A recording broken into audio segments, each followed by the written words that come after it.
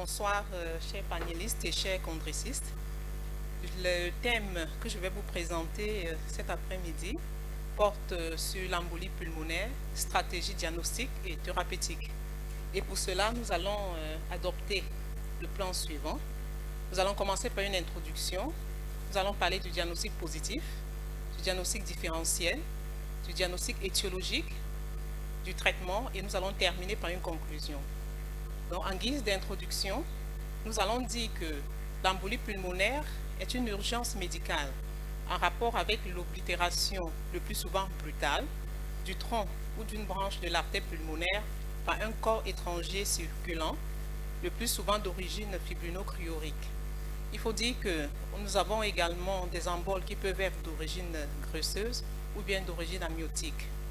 Donc l'embolie pulmonaire représente la forme la plus grave de la maladie veineuse thromboembolique.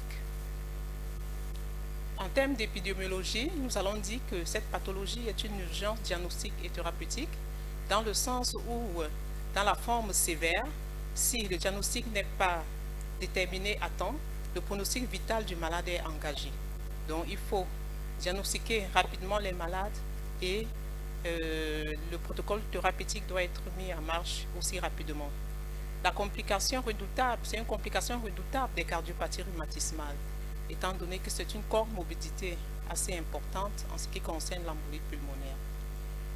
En Europe, la prévalence de l'embolie pulmonaire est de 17 à 42,6% des malades hospitalisés et de 8 à 52% des vérifications nécroptiques.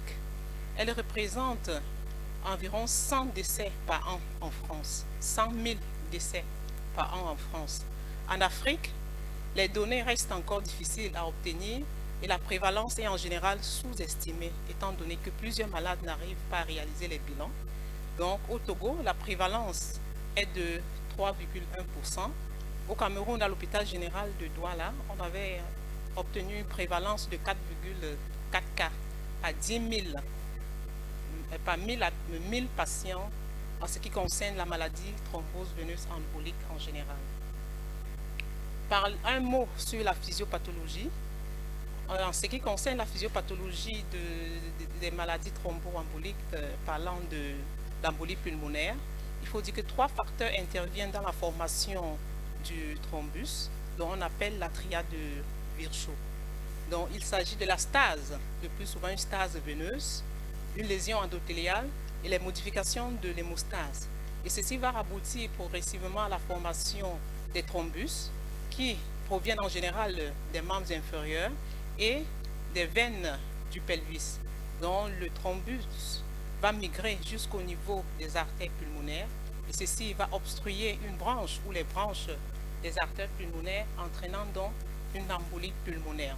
Les conséquences hémodynamiques sont très graves parce que les thrombis au niveau des artères pulmonaires vont entraîner une dilatation du tronc de l'artère pulmonaire, une hypertension artérielle pulmonaire, puis on aura une augmentation de la post-charge du ventricule droit, une dilatation du ventricule droit, une augmentation de la tension pariétale du ventricule droit, et ceci va suivre une augmentation de la demande du ventricule droit en oxygène.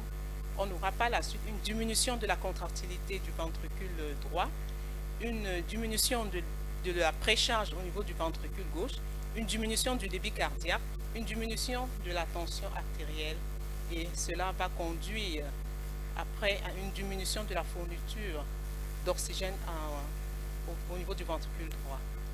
Par la suite, dans un stade assez élevé, on aura un choc obstructif qui peut conduire à un décès. Parlons maintenant du diagnostic positif. Le diagnostic positif de l'embolie pulmonaire se fait en 3 grandes étapes. Donc, il faut d'abord suspecter le diagnostic de l'embolie pulmonaire, établir une probabilité clinique et prescrire des examens paracliniques en fonction de cela. Il faut se dire que cela doit se faire très rapidement dans les 24 heures avec une certitude clinique. En ce qui parlant de la suspicion du cas de suspecter le diagnostic de l'embolie pulmonaire, cela repose sur certains faisceaux d'arguments en ce qui concerne beaucoup plus la clinique. Le malade se présente le plus souvent avec certains symptômes comme la douleur thoracique. En général, c'est une douleur qui est de type pleural, augmentée par la percussion, et avec des expectorations qui sont parfois hémoptoïques. On a une dyspnée qui est isolée et souvent brutale, mais il faut dire que chez certains malades, on n'a pas toujours cette dyspnée. Dans certains cas, on a un état de choc avec des signes d'insuffisance cardiaque droite, des syncopes et des cyanoses, et puis on peut aussi obtenir des hypotensions. Chez certains malades, l'examen clinique peut être normal et l'examen pulmonaire aussi est normal. Donc, au cours de l'examen également, il faut rechercher les facteurs de risque et il faut rechercher des signes des cardites rhumatismales.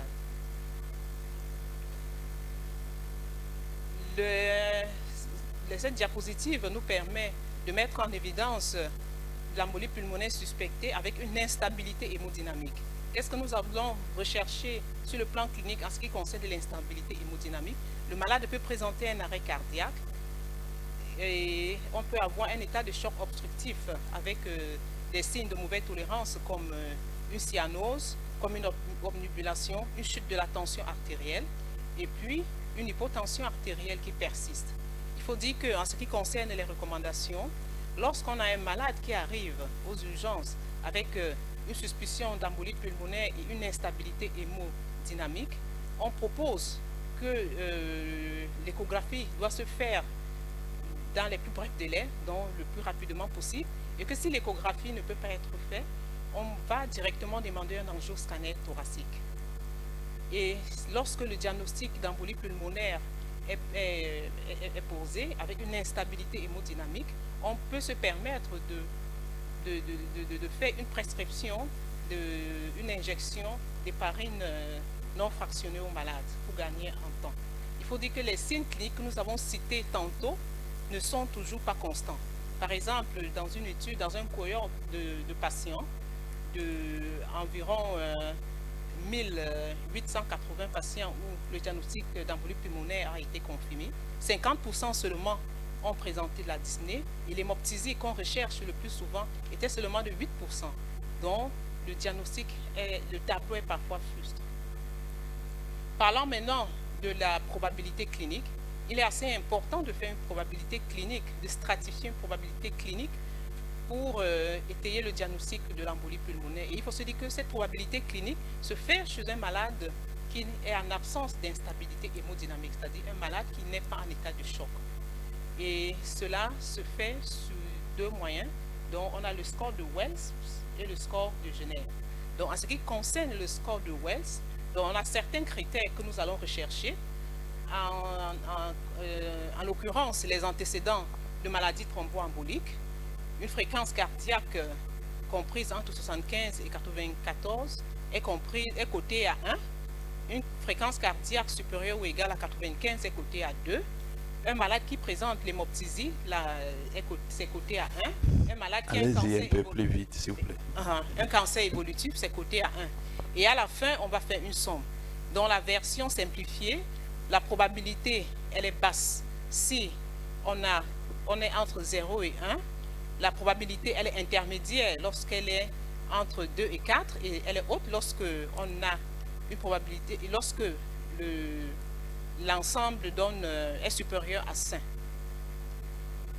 Les examens cliniques, quels sont les examens cliniques que nous allons demander lorsqu'on suspecte une embolie pulmonaire? On va demander les D-dimères.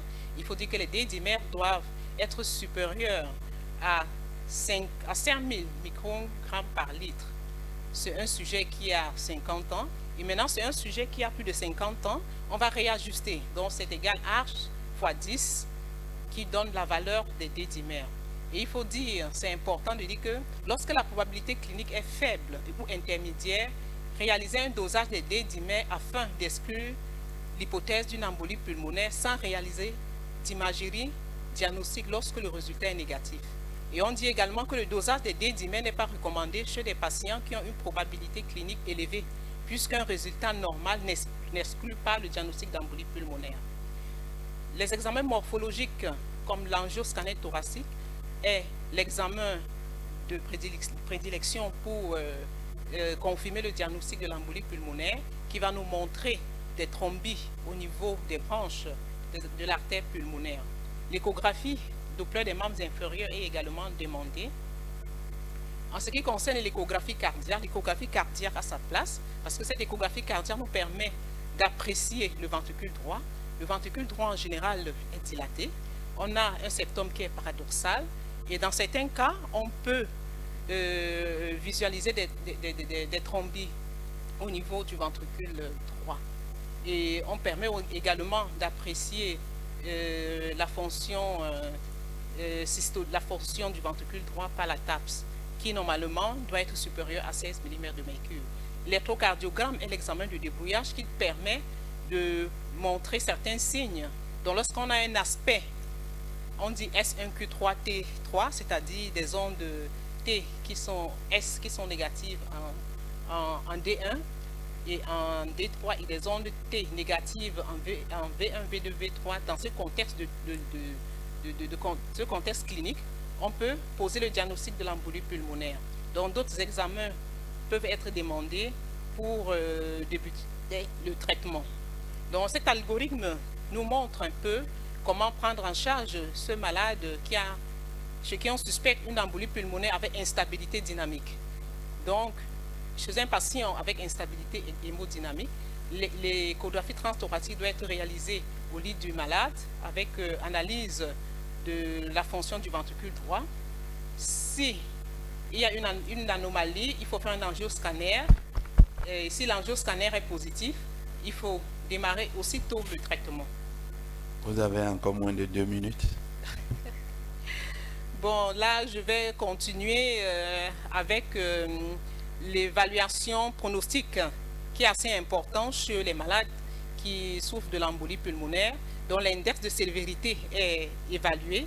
Et cet index de sévérité est coté en fonction de certains éléments tels que l'âge, le sexe, si le malade a un cancer, une insuffisance cardiaque.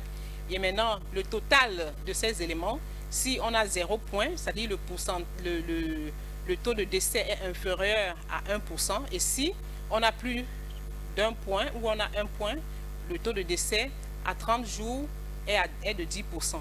Les autres éléments pour évaluer l'index de sévérité de l'embolie pulmonaire est la dysfonction du ventricule droit, le rapport VD-VG qui est augmenté et une baisse de la TAPS. Il faut également apprécier l'élévation des pro-BNP et de la troponine. Il y a aussi d'autres critères qui permettent d'évaluer les risques de décès précoce dans l'embolie pulmonaire. Et maintenant, il y a des indicateurs qui permettent effectivement de déterminer ces risques de décès. Donc, lorsque le risque de décès est élevé, on a une instabilité hémodynamique, le critère de sévérité est supérieur à 1, on a une dysfonction du ventricule droit et les troponines négatives. Donc, il y a d'autres éléments qui permettent également de savoir si le risque de décès précoce est intermédiaire ou bien bas.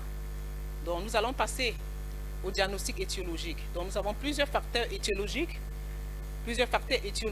qui peuvent prédisposer à la maladie thromboembolique. Nous avons les fractures et nous avons des hospitalisations pour d'insuffisance cardiaque et des fibrillations flûteurs. Nous allons passer sur les diagnostics différentiels et nous allons parler du traitement.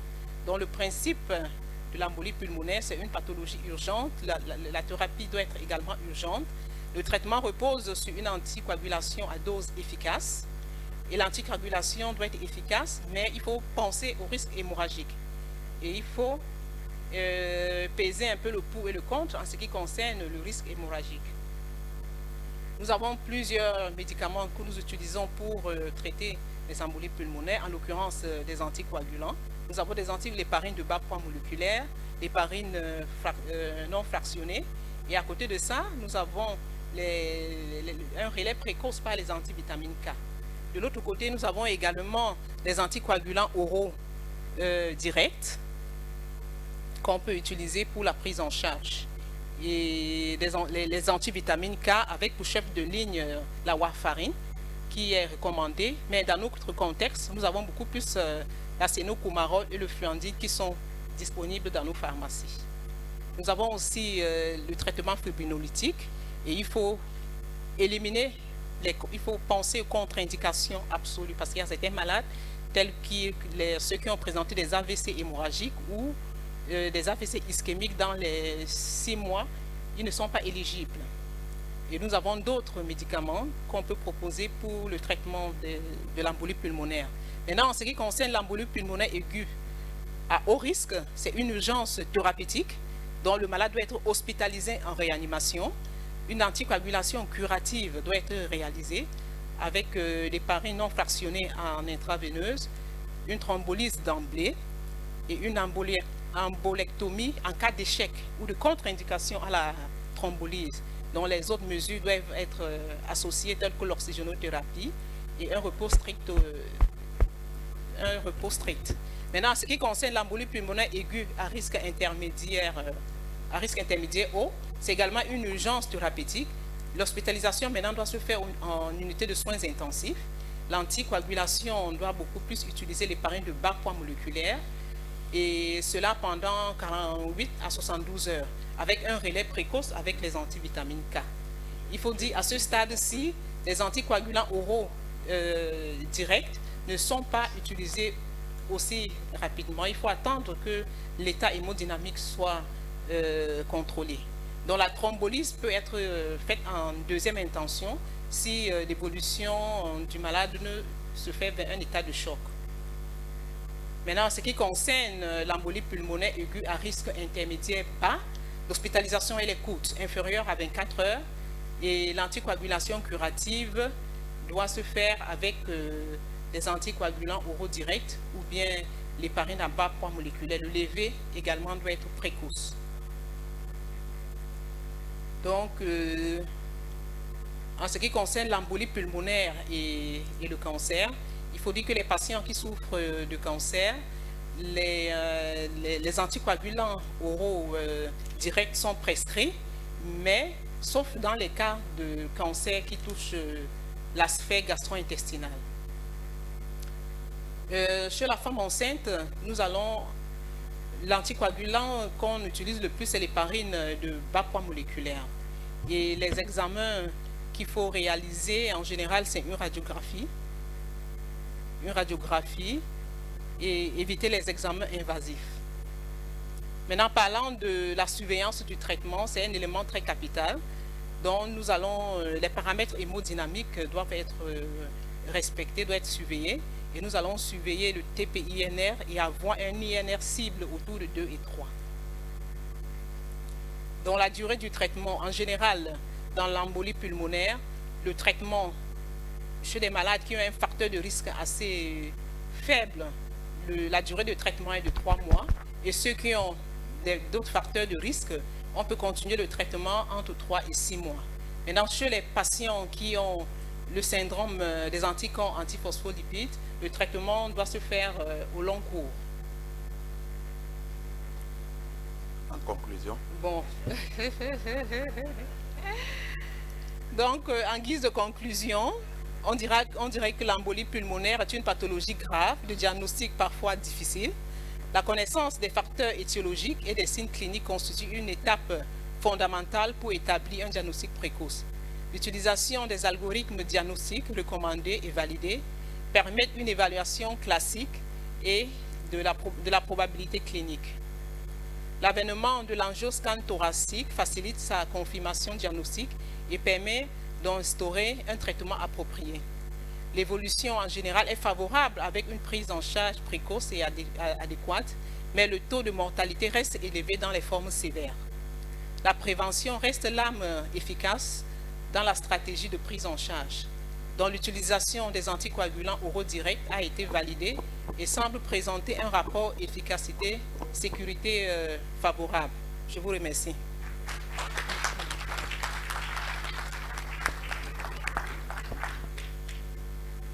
Je pense que l'avantage de cette session, c'est que je sois né un 7 mars, juste la veille de la Journée mondiale de la femme. C'est pourquoi on les laisse faire ce qu'elles veulent, donc je pense qu'il n'y a pas de souci. Donc nous allons laisser au docteur Abba le soin d'introduire la prochaine oratrice.